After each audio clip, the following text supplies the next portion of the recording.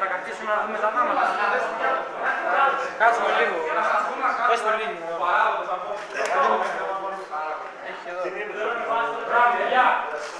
Μία δήλωση για τον αγώνα. Μπράβο.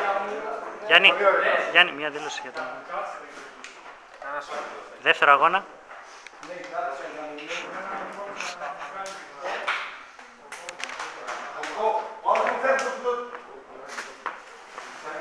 Φαβορί για τη δεύτερη θέση.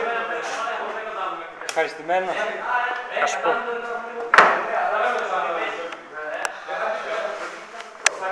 Είδες με τα σούτ πως βγαίνει. Σε ένα λεπτό έβαλες 3 γκολ.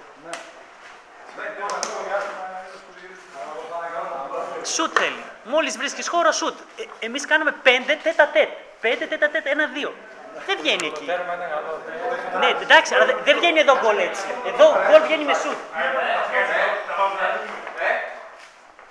Με 1-2 είναι δύσκολο. Εντάξει, είδες με τα σούτ πως μπήκαν το γκολ. Σας το έχω πει από την αρχή.